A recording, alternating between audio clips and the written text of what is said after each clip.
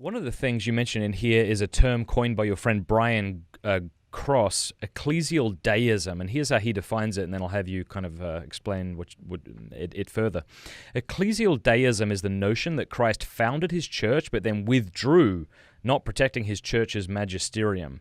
So the idea, of course, with deism, as you know, but for our listeners, is that God sort of wound up the universe like a clock and then abandoned it, and sometimes Protestantism kind of tends to this idea of ecclesial deism. Can you explain that a bit more?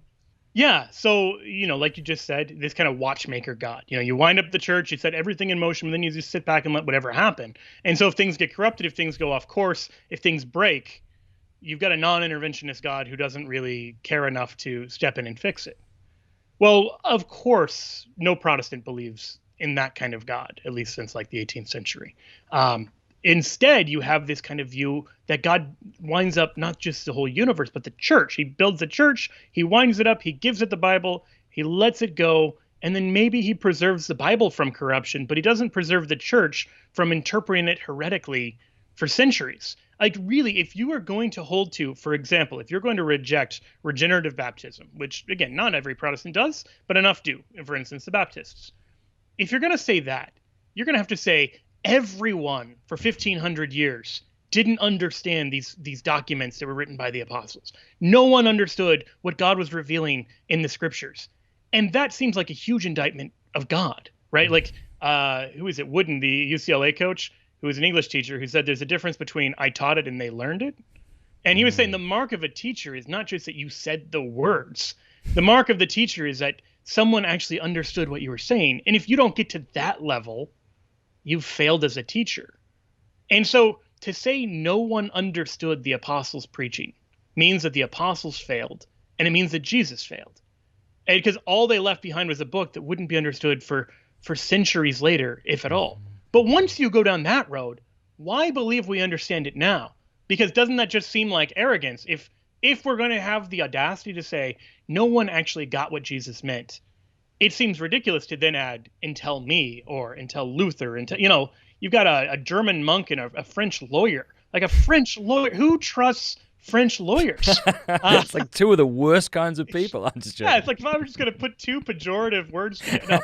No. I just lost all of my French patronage. That's okay. Continue.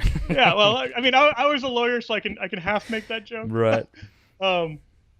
So yeah, but that idea that like they finally got it is as absurd as the modern scholar who says, "Oh, everyone's been interpreting this until me in this academic paper." Like, we rightly laugh at that person as like having an audacious view where they don't really care what it means. They're just trying to get tenure. They're trying to like make waves enough to get cited, because you don't take that kind of claim seriously. Luther and Calvin are doing that sort of thing, and it's outrageous. It's ridiculous. In the book I mentioned, I believe his name is Norman Fox, who was a 19th century Baptist who taught at William Jewell College, not far from here in Kansas City. And he proposes this model that what Jesus meant at the Lord's Supper was just a common table blessing. Like, he rejects any kind of sacramental view, or even like the more commemorative views you'll find in other forms of Protestantism. And he says, no, this is just like every meal is the Lord's Supper. You pray together and you like have this sharing together. And he acknowledges in his book on this, like, yeah, no one's ever held this before.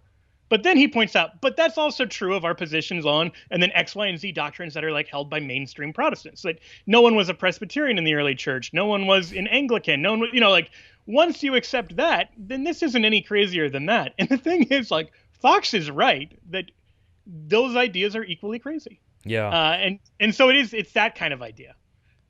Yeah, I think it was Ulrich Zwingli in his work De Baptismo, who essentially says, when it comes to the issue of baptismal regeneration, I can only conclude, really? You can only, nothing else, I can only conclude that all of the fathers and doctors have been in error. That's his words, which is a super arrogant thing to say. Again, it doesn't mean he's wrong, but it would seem to mean that Christ has abandoned his church and no longer, and was wrong when he said the Holy Spirit would guide it into all truth. Which is another way of saying it doesn't mean that he's wrong, but it does mean that he's wrong. But really? Yeah. But really? Yeah.